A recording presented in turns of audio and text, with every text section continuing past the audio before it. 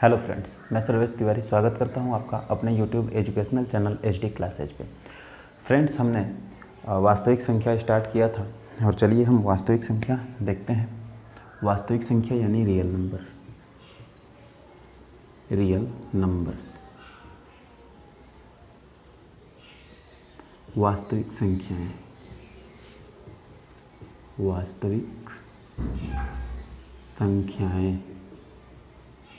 वास्तविक संख्याएं।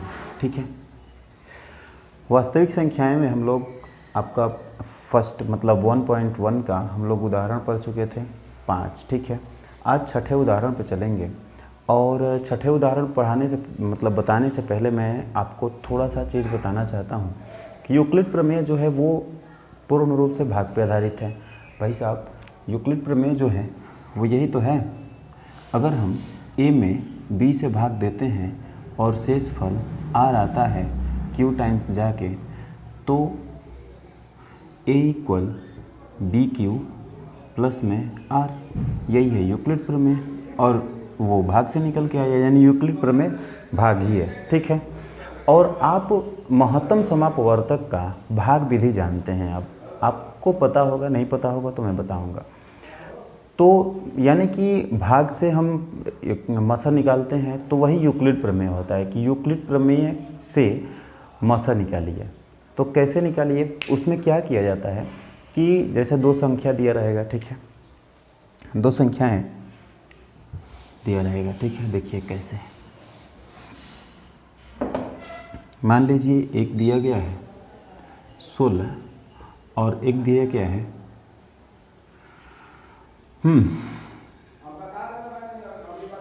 32। ठीक है, एक दिया गया है 32। ठीक है, अब ये जो 32 जो है 32 जो है 32, ये बड़ा है 16 से। तो आप क्या करते हो, 32 में 16 से भाग देते हो। ठीक है, 16 दूनी 32, यहाँ पे आप 40 रखो। ठीक है, ये जो 40 है ये बड़ा है 16 से, यानी आप 40 में 16 से भाग दोगे। ठीक है, 40 में 16 से भाग दोगे। थोड़ा बड़ा बड़ा कर दें क्या, देखिए। मान लीजिए एक संख्या है 16। ठीक है, और एक संख्या है 40। ठीक है, ये जो 40 जो है 40, ये 16 से बड़ी संख्या है। ठीक है, 16 से क्या है, ये बड़ी संख्या है। अब यानी कि अगर 40 जो है 16 से बड़ी संख्या है तो आप क्या करोगे, 40 में 16 से भाग देंगे। ठीक है, 40 में 16 से भाग देंगे, यानी 16 का में 16 और 16 दूनी 32। ठीक है, कटपिट 8। ये देखिए, जब 8 शेष आ गया, भाई मसा वही चीज़ होता है कि जब तक यहाँ पे शेष में 0 नहीं आएगा तब तक हम चलते रहेंगे, और जहाँ पे शेष में 0 आ जाएगा वहाँ पे b का मान जो है वही मसा हो जाता है। अब देखिए, 8 तो 0 के बराबर नहीं है ना, 8 is not equal to 0, 8 is not equal to 0। तो अब क्या करेंगे, ये जो r बचा है, r से हम b में भाग करेंगे। अब ये b के जगह पे तो 16 था, अब b जो है वो a के जगह पे आ जाएगी और जो r है वो b के जगह पे आ जाएगा।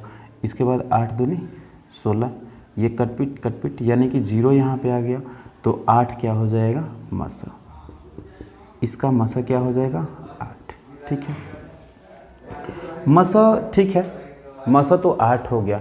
अब मसा कहते किसे हैं, महत्तम समापवर्त कहते किसे हैं। ठीक है, अगर कुछ संख्याएं दी गई हों, 2, 3, 4 जितनी भी संख्याएं दी गई हों, उनका मसा जो होता है, महत्तम समापवर्त जो होता है, यानी कि वह बड़ी से बड़ी संख्या जो प्रत्येक संख्याओं को, जो दी गई प्रत्येक संख्याओं को जिनका मसा निकाला जाएगा, उन प्रत्येक संख्याओं को पूर्णतः विभाजित करे। जैसे देखिए, यहाँ पे दो संख्या दिया गया है 16 और 40, ये मसा 8 आया। 8 से ये 40 भी विभाजित हो जाएगा, 16 भी विभाजित हो जाएगा। ठीक है, 40 2 से भी विभाजित होगा या 4 से भी विभाजित होगा, और 16 भी 2 से विभाजित होगा या 4 से विभाजित होगा। लेकिन मसा का मतलब होता है महत्तम समापवर्तक, यानी सबसे बड़ी संख्या, सबसे बड़ी वह संख्या जो दोनों संख्याओं को क्या कर दे, पूर्णतः विभाजित कर दे। तो सबसे बड़ी 8 ही वह संख्या है जो 40 को विभाजित करेगी और 16 को विभाजित करेगी। 8 से बड़ी कोई संख्या नहीं है। ठीक है, 8 से बड़ी कोई संख्या नहीं है। यहीं पे अगर 16 और 32 ले लिया होता, जो पिछला बार मैंने लिया था, तो इसलिए मैंने उसको हटा दिया क्योंकि पहली बार में ही 0 आ जा रहा था। ठीक है, आप एक संख्या ले लो 32, ठीक है, और एक संख्या ले लो आप 64 ही ले लो। तो यहाँ पे देखो 64 जो है वो बड़ा है 32 से, 64 बड़ी है 32 से। अब बड़ी है या बड़ा है कुछ भी है यार, 64 जो है वो बड़ा है 32 से। ठीक है, तो क्या करोगे, 64 में 32 से भाग दोगे। ठीक है, 32 दूना 64 चला जाएगा। यहाँ पे 48 रख लो यार, यहाँ पे 48 रख लो, एक बार में ही कट जाएगा तो मज़ा ही नहीं आएगा, आपको समझ में नहीं आएगा, आपको लगेगा कि ये भाग है। यहाँ पे 48 रख लो। ठीक है, ये एक बार में जाएगा यानी 48, 8 6 14। ठीक है, और यहाँ पे 5 में से 4 जाएगा 1। अब 16 जो r बचा है, ये 16 जो बचा है 16, ये तो 0 के बराबर नहीं है ना। 16 बचा है, ये तो 0 के बराबर नहीं है। तो अब क्या करोगे आप, जो r बचा है यानी कि जो शेष बचा है उससे भाग किस में दे दोगे, b में, यानी 48 में, भाजक में। ठीक है, 48 जो है नया भाज्य हो जाएगा और r जो है वो नया भाजक हो जाएगा। ठीक है, तो 16 त्या 48, ये हो जाएगा कटपिट कटपिट, यानी आंसर 3 नहीं, आंसर 16 आया। ठीक है, जो b के जगह पे रहता है वही मासा हो जाता है। ठीक है, तो वैसे ही दिया है इसमें, 1-2 पॉइंट दिया है इसमें जिसको आप समझ लीजिए। यही पॉइंट जो मैंने समझा दिया आपको सरल भाषा में, वही पॉइंट इसमें लिख के दिया है। ठीक है, यहाँ पे लिखा गया है कि यूक्लिड विभाजन एल्गोरिदम 2 या 3 धनात्मक पूर्णांकों का महत्तम समापवर्त ज्ञात करने की एक विधि है, वो मैंने बताया आपको। उसके बाद देखिए, जिसके अनुसार यदि दो धनात्मक पूर्णांक a और b इस प्रकार है कि a is greater then b, तब इसका महत्तम समापवर्त नीचे दिए गए चरणों के अनुसार ज्ञात करते हैं। देखिए दिया है a is greater then b, यानी a बड़ा है b से। ठीक है, तब क्या होगा, a और b के लिए यूक्लिड विभाजन प्रमेयिका का प्रयोग करके q और r इस प्रकार ज्ञात कि a is equal to B Q plus r हो। r 0 से बड़ा या इक्वल टू होता है और b से छोटा होता है। मतलब ये बोल रहा है कि a is equal to B Q plus r, a is equal to B Q plus r बोल रहा है। ठीक है, कब, जब a जो है वो बड़ा हो b से, a जो है वो बड़ा हो b से, यानी कि यहाँ पे देखिए a में b से भाग दिया गया है। देखिए a में b से भाग दिया गया है तो q टाइम गया है और यहाँ पे शेष r बचा है, तभी तो a इज इक्वल टू किया गया है b में q से गुणा कर दिया गया है और r जोड़ दिया गया है। ठीक है, समझ में आया। उसके बाद दूसरा जो दिया है, दूसरा पॉइंट जो दिया है, दूसरा पॉइंट दिया है आपका कि यदि r इज इक्वल टू 0 है तब b पूर्णांकों a और b का महत्तम समापवर्त है, और यदि r is not equal to 0 तो b और r के लिए यूक्लिड विभाजन प्रमेयिका का प्रयोग पुनः कीजिए। देखिए ये कह रहा है कि अगर a जो है, a बड़ा है b से। ठीक है, मान लेता हूँ a इज इक्वल टू 8 और b इज इक्वल टू 48। ठीक है, ये मैं मान लेता हूँ ये संख्या है। ठीक है, और आगे बोल रहा है कि यदि r इज इक्वल टू 0, यदि r इज इक्वल टू 0 है तब b पूर्णांक a और b का महत्तम समापवर्त होगा। देखिए अब b तो 48 है, क्या बोल रहा है, नहीं ये तो मैंने गलत कर दिया ना, a को 48 रखिए तभी तो बड़ा होगा ये, a को 48 रखिए और b को 8। ठीक है, अब यहाँ पे क्या करेंगे आप, 48 बड़ा है 8 से, तो 48 में आप भाग दोगे 8 से। ठीक है, 8 छक 48।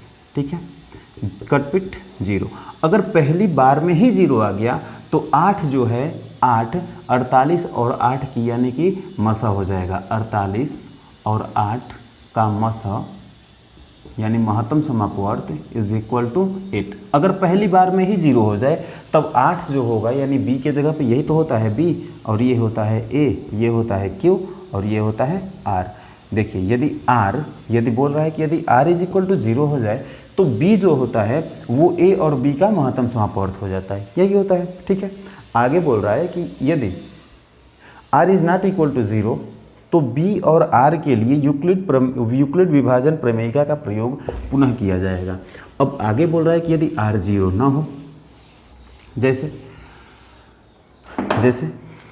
आप ले लो एक को 16 ले लो, या एक को आप क्या ले लोगे 12 ले लो, ठीक है, और एक को 64 ले लो, ठीक है, 64 ले लो। ये क्या है 64 जो है, मतलब एक को 64 ले लो और एक को 12 ले लो, ठीक है। ये जो है 64 ये ए है और ये बी है, यानी A is greater than B है। देखिए A is greater than B है। यदि ए में बी से भाग दिया जाए, यानी 64 में 12 से भाग दिया जाए, ठीक है, 5 बार जाएगा 60 हो जाएगा यहाँ पे, ठीक है, 4। अब देखिए ये जो r आया है, r is equal to 4 is not equal to 0। देखिए r 4 के बराबर है, यानी कि 0 के बराबर नहीं है। तब अब क्या करेंगे, बोल रहा है कि r, तो यदि r is not equal to 0 तो b और r के लिए यूक्लिड विभाजन प्रमेयिका का प्रयोग पुनः होगा। यानी ये जो r है, ठीक है, ये क्या बन जाएगा, r दूसरे टर्म में बन जाएगा आपका b, ठीक है, और ये जो b था b, ये दूसरे टर्म में क्या बन जाएगा a। देख लीजिए आप, ये जो r है उससे हम भाग करते हैं किसमें, अब 12 में, मतलब 12 में। देखिए ये b के जगह पे था तो यह a का जगह ले लिया, और ये जो था ये r के जगह पे था तो ये b का जगह ले लिया, ठीक है। तो यहाँ पे हम कह सकते हैं, यहाँ पे ये लिखने से पहले हम कह सकते हैं इसे कि यहाँ पे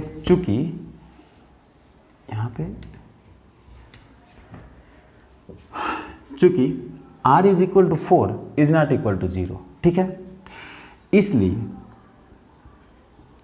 नया जो है भाजक क्या हो जाएगा, नया भाजक हो जाएगा 4, जो r के जगह पे है, शेष के जगह पे है 4, तथा नया भाज्य क्या हो जाएगा, वो हो जाएगा 12, मतलब 12, नया 12 होगा, ठीक है। अब आगे से करेंगे, ठीक है, इसको यहाँ पे लिखेंगे, ठीक है, इसको यहाँ पे लिखेंगे और नीचे से लिखेंगे। मैं डायरेक्ट कर देता हूँ। फिर से आप क्या करोगे, 4 से 12 में भाग दोगे, 12 में आप 4 से फिर से भाग दोगे, 4 × 12, ठीक है, ये कटपिट, यानी आंसर क्या हो जाएगा 4। 3 नहीं होगा, ये मत सोचिएगा कि 3 होगा, ये बी वाला आंसर होता है हमेशा 4। आंसर क्या हो जाएगा 4। अब देखिए 4 वह बड़ी से बड़ी संख्या है जो 64 को भी काट रहा है और 12 को भी काट रहा है, ठीक है। देखिए ये जो है ये 6 से कटेगा, लेकिन ये 6 से नहीं कटेगा, ठीक है।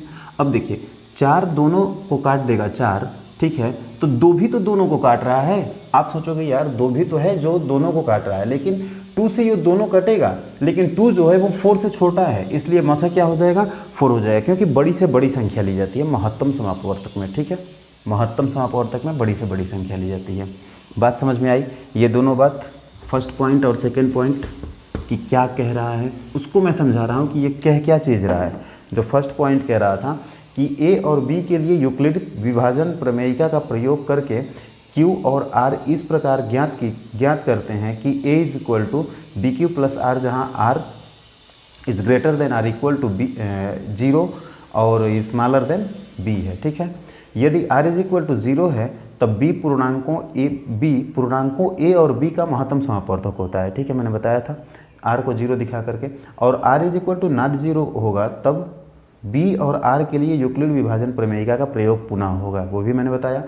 तीसरा में दिया है उपरोक्त प्रक्रिया को तब तक जारी रखिए जब तक कि शेषफल शून्य प्राप्त न हो जाए, मतलब शेषफल जब तक शून्य प्राप्त न हो जाए तब तक इसको जारी रखना है। अर्थात चरण 2 की पुनरावृत्ति शेषफल शून्य होने तक बार बार होती है, मतलब जब तक 0 ना हो तब तक ये प्रक्रिया हम जारी रखेंगे।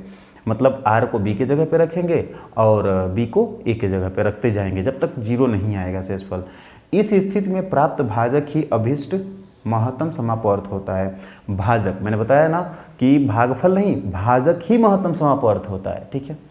अब आगे दिया है कि नोट में दिया है कि दो संख्याओं का महत्तम समापवर्त वह बड़े से बड़े धनात्मक पूर्णांक जो दिए हुए दो धनात्मक पूर्णांकों का पूर्णांक को माना a और b को पूर्णतया विभाजित कर दें, संख्याओं a और b का महत्तम समापवर्त कहलाता है।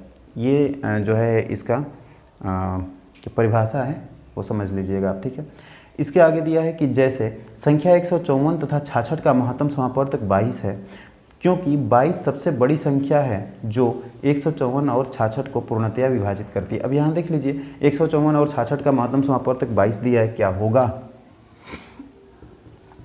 156, 154 और 66 का महत्तम समापवर्त जो इसने क्या दिया है 22 दिया है, क्या होगा, क्या करेंगे आप 154 बड़ा है तो क्या करेंगे 154 में 66 से भाग देंगे, ठीक है।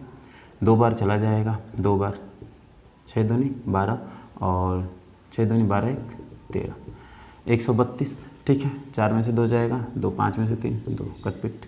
अब क्या करेंगे, अब 22 जो आर आया है इसको बी के जगह पे रख देंगे और यहाँ पे जो बी के जगह पे है उसको ए के जगह पे यहाँ पे लाएंगे, ठीक है।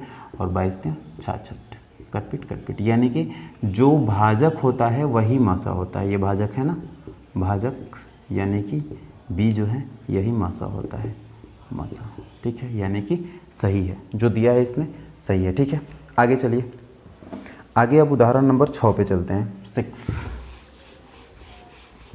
उदाहरण नंबर 6 देखिए क्या दिया है, यूक्लिड विभाजन एल्गोरिदम से 575 तथा 1288 का मसा ज्ञात कीजिए, ठीक है।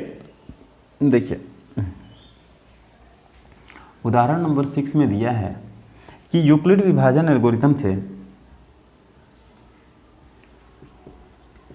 यूक्लिड विभाजन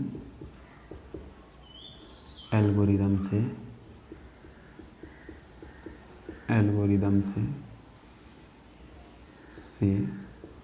किसका तो 575 और 1288, 575 और 1288 का मसा ज्ञात कीजिए, यानी महत्तम समापवर्त मसा ज्ञात कीजिए, ठीक है। अब देखिए दो संख्याएं दिया है इसने 1288 और 575, 1288 और 575, ठीक है।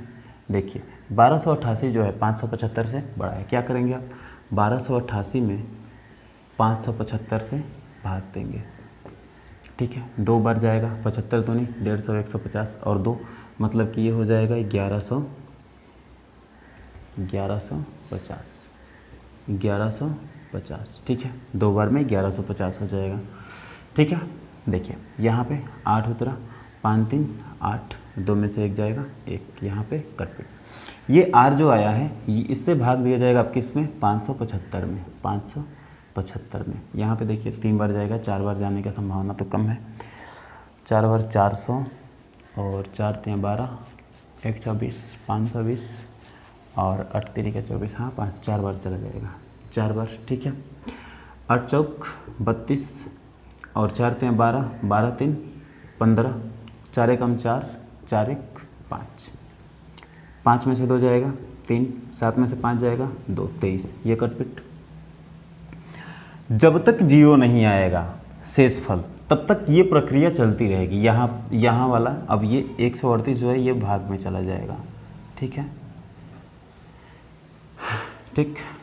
अब क्या करेंगे 3 6 18, 6 बार में कट जाएगा क्या, 6 दूनी 12 120 लग तो रहा है, 6 3 18 और 6 दूनी 12 13, ठीक है।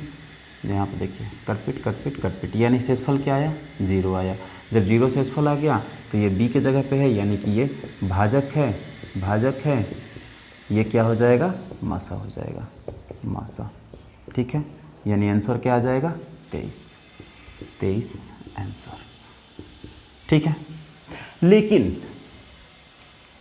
कहने का मतलब ये है भाई साहब, देखिए आपको खाना परोस दिया गया, ठीक है, घर पे हो कैसे भी खा रहे हो कोई बात नहीं, लेकिन कहीं पे जाओगे, ठीक है, कहीं रिश्तेदारी वगैरह में जाओगे तो थोड़ा अच्छे से खाना होगा, ठीक है।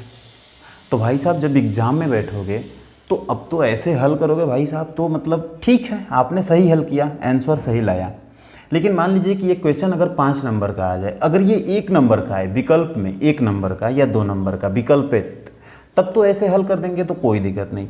लेकिन मान लीजिए ये क्वेश्चन अगर 6 नंबर का आ जाए तो सिस्टम से हल करना होगा ना। अब मान लीजिए किसी को आप मान लीजिए कहीं वाहन में बैठे हैं, ठीक है, अगर आप 3 किलोमीटर जाने के लिए 10 रुपया देंगे तो रिक्शा मिलेगा, अगर 30 रुपया दे देते हैं तो कुछ और अच्छी चीज़ मिल जाए, अगर थोड़ा और अच्छा 200 रुपया दे देते हैं तो आपको कोई अच्छी सी गाड़ी मिलेगी और आप अकेले बैठ के जाओगे। तो वही बात है भाई साहब, जब ये 2 नंबर का आएगा तब तो कैसे भी कर सकते हो, वैकल्पिक आएगा, आराम से आंसर निकाल के हल कर दोगे। लेकिन यही जब 6 नंबर का आ जाएगा या 5 नंबर का आ जाएगा तो इसे हल करने का सिस्टम अलग हो जाएगा, ठीक है, क्योंकि कार्य दिखाना पड़ेगा, ठीक है।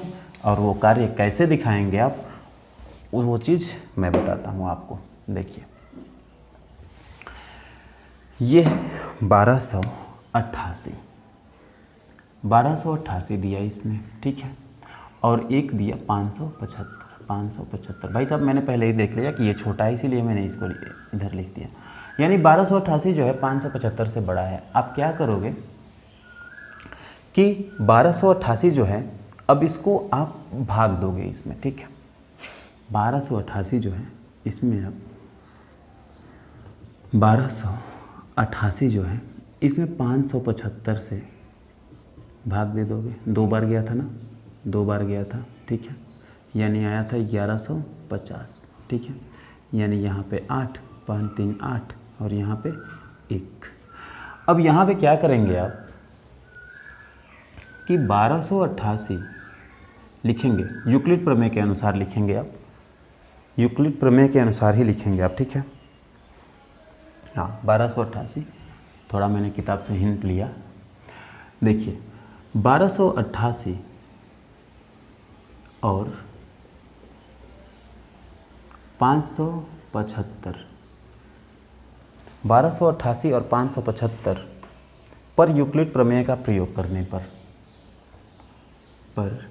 यूक्लिड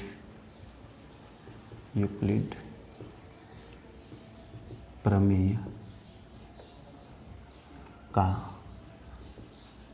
प्रयोग करने पर, ठीक है, 1288 और 575 पर यूक्लिड प्रमेय का प्रयोग करने पर, ठीक है।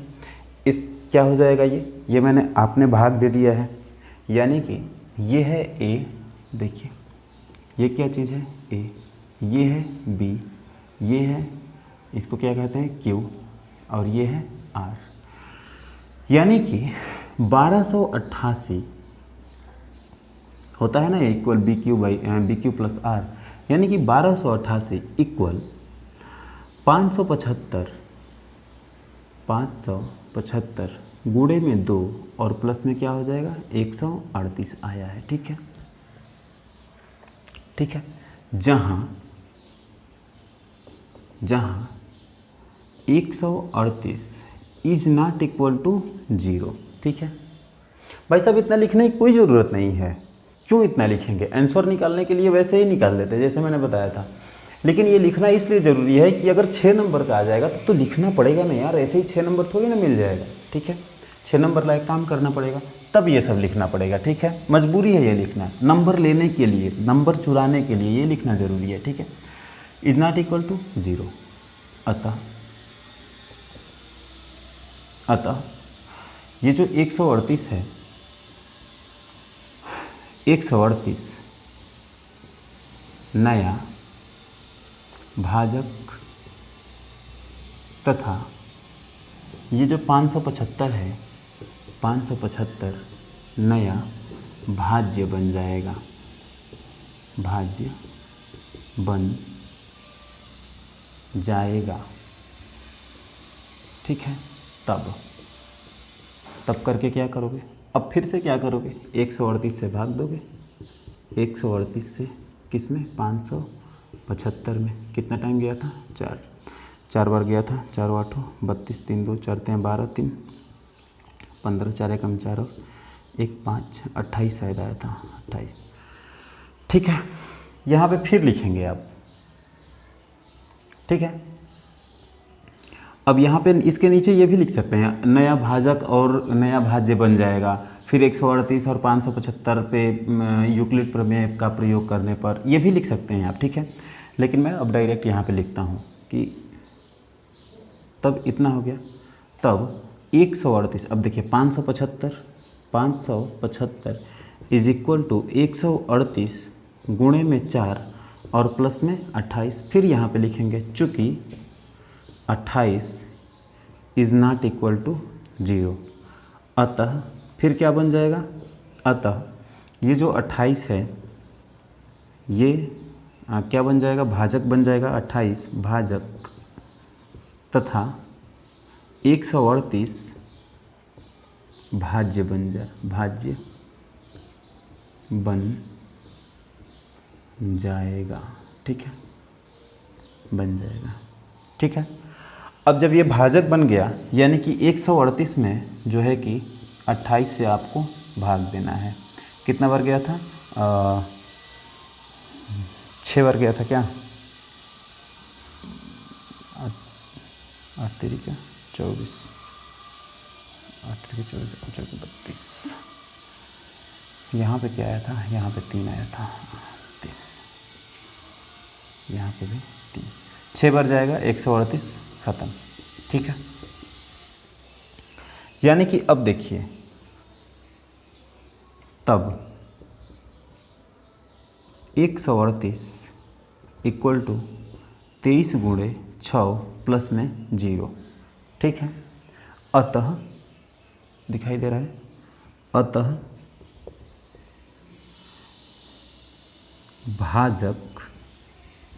भाजक यानी कि 23 मौसा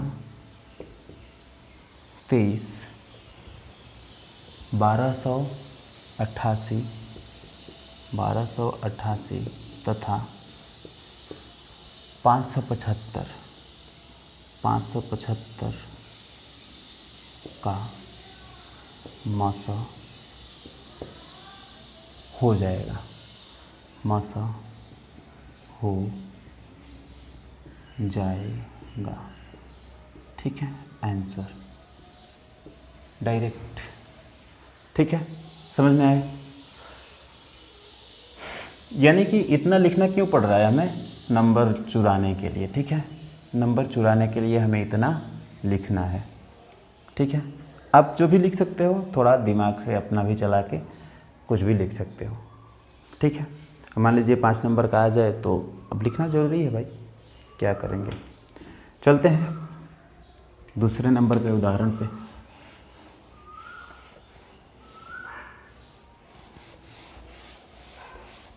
हमारा जो दूसरा उदाहरण है वो क्या है, उस पे चलते हैं हम।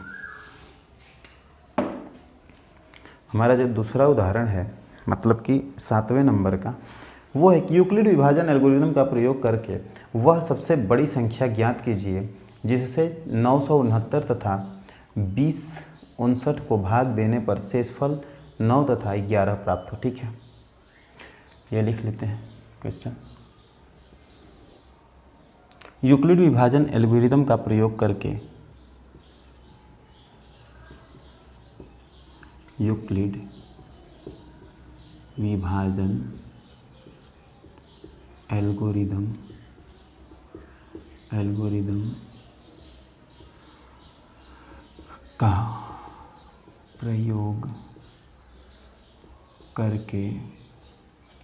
का प्रयोग करके, ठीक है, वह बड़ी संख्या ज्ञात कीजिए करके, वह बड़ी संख्या ज्ञात कीजिए, वह बड़ी संख्या ज्ञात कीजिए, ठीक है, ज्ञात कीजिए जिससे 969 तथा 2059 ज्ञात कीजिए जिससे 969 तथा 2059 को भाग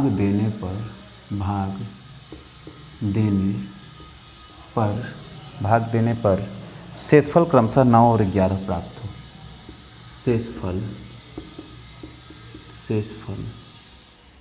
क्रमशः 9 और 11 प्राप्त हो। ठीक है। अब देखिए, बोल रहा है कि यूक्लिड विभाजन एल्गोरिदम का प्रयोग करके वह बड़ी से बड़ी संख्या ज्ञात कीजिए, यानी कि मसा ज्ञात करना है। जो दोनों संख्याओं को बड़ी से बड़ी संख्या का विभाजित करेगी वो मसा होगी। भाग देने पर 9 और 11 प्राप्त हो। भाई साहब 9 और 11 प्राप्त करने के लिए क्या करना होगा? आप देखिए यहाँ पे अगर देखिए, अगर हम 15 लेते हैं 15, तो अगर इसमें 5 से भाग देते हैं तो 3 बार में कट जाएगा पूरा का पूरा। और भाई साहब अगर 15 में से हम 2 प्लस कर देते हैं 15 में, तो ये 17 हो जाएगा। ठीक है। और जब 17 में फिर से 5 से भाग देंगे तो देखिए 2 शेषफल आ जाएगा। 5 या 15 कटपिट 2 शेषफल आ जाएगा। देखिए, यानी कि कोई संख्या अगर कट रही है तो उसमें प्लस कर देने पर क्या होता है, उतना संख्या क्या होता है, शेषफल बच जाता है। लेकिन जिस संख्या से भाग दिया जा रहा है और जो प्लस कर रहे हैं, तो प्लस करने वाला जिस संख्या से भाग दिया जा रहा है उससे छोटा होना चाहिए। जैसे मान लीजिए कि यहाँ +2 कर रहे हैं तो ये 5 से छोटा होना चाहिए, 4 तक होना चाहिए, 4 तक। अगर फिर से यहाँ पे 5 लिख देंगे तब ये 4 बार चला जाएगा और ये 20 कट जाएगा। 15 5 20 हो जाएगा 20, और ये 5 से 4 बार में कट जाएगा। तो यहाँ पे जो जोड़ रहे हैं वो 5 से छोटा होना चाहिए, जिससे भाग दे रहे हैं उससे छोटा होना चाहिए। ठीक है। तो वैसे ही अगर हम इसमें से 9 घटा दें, ठीक है, और इसमें से 11 घटा दें, और उसके बाद पता करें कि यानी ये 960 हो जाएगा, और ये 20 और 4 8 20 48 हो जाएगा। और तब ये ज्ञात करें कि ये दोनों संख्याएं किस संख्या से कटेगी। ठीक है। तो वो तो संख्या कट जाएगी, लेकिन बाद में तो 9 जोड़ देंगे ना। जैसे देखिए, हल करते हैं इसे, जब हल करूँगा तब समझ में आएगा आपको। देखिए, हल में क्या करना है आपको, ये कीजिए। 969 में से आप 9 घटा दीजिए, यानी कि 960 हो जाएगा। ठीक है। और 2059 में से माइनस का 11 कर दीजिए आप, क्या हो जाएगा, ये 8402 2048 हो जाएगा। अब इन दोनों संख्या का मसा निकालिए, यानी 2048 और तथा 960 पर यूक्लिड प्रमेय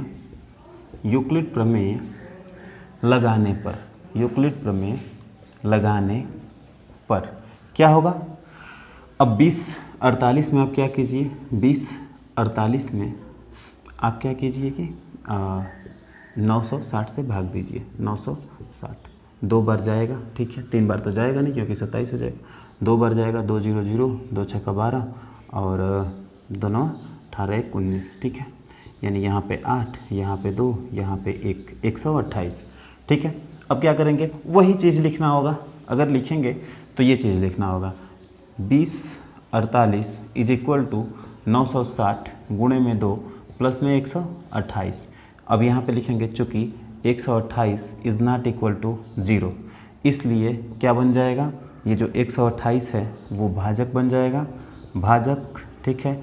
और जो 960 है वो भाज्य बन जाएगा, भाज्य बन जाएगा। ठीक है, भाज्य बन जाएगा। ठीक है। तो अब जब भाजक भाज्य बन जाएगा, यानी कि 128 से आप क्या करोगे, 128 से क्या करोगे, 960 में भाग दोगे। तो यहाँ पे अब देखिए 128 9 से कितना बार जाएगा, 8 बार तो जाएगा नहीं, 7 बार ले जाते हैं।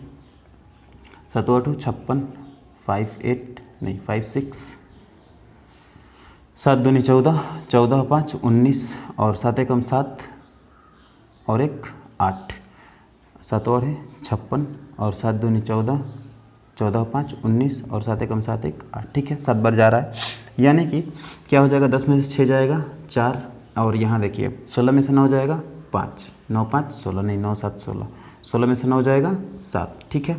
और यहाँ पे तो कटपिट हो जाएगा क्योंकि यहाँ से लेके 8 हो जाएगा। अब देखिए यहाँ फिर से 74 आ गया, तो यहाँ फिर से लिखेंगे फिर से कि 960 इज इक्वल टू 128 गुणे में ये 7 और प्लस में 74। अब यहाँ पे चूँकि 74 इज़ नॉट इक्वल टू 0, इसलिए अब क्या बन जाएगा, नीचे तो दिखाई नहीं देगा ना, इसलिए मैं यहाँ लिख देता हूँ। इसलिए ये जो 74 है, 74 भाजक, समझिएगा थोड़ा, ये कुछ चीज़ नहीं है, बिना मतलब का मैं लिख रहा हूँ भाई साहब। मतलब इसके बाद मैं हल करके दिखाऊंगा, ये कितना छोटा सवाल है, ठीक है, लेकिन लिखना पड़ेगा भाई साहब। अगर 5 नंबर 6 नंबर का आ जाए तो इतना लिखना ज़रूरी है, इतना करना कोई ज़रूरी नहीं है। मैं आपको बताऊंगा एकदम, मतलब इतना छोटा ये सवाल है कि पूछिए मत, लेकिन अब क्या करेंगे, मजबूरी है। अगर हाई स्कूल के पेपर में अगर ये आ जाए 6 नंबर का, तो आप बताओ, अगर शॉर्ट तरीका से कर दोगे, वो भी शॉर्ट तरीका से नंबर दे के चला जाएगा, 6 नंबर का 2 नंबर कर देगा या 3 नंबर कर देगा। लेकिन ऐसे करेंगे आप तो 6 नंबर में 6 नंबर देगा वो, या 5 नंबर से कम तो देना ही नहीं है उसको भाई साहब। ऐसे ही करना है इसको, और ऐसे ही जब कर दोगे आप तो 6 नंबर में 6 नंबर देगा, वो कट करेगा ही नहीं, ठीक है। लेकिन आप शॉर्टकट तरीका से कर दोगे और 6 नंबर का रहेगा भाई साहब, कम नंबर देकर चला जाएगा, ठीक है।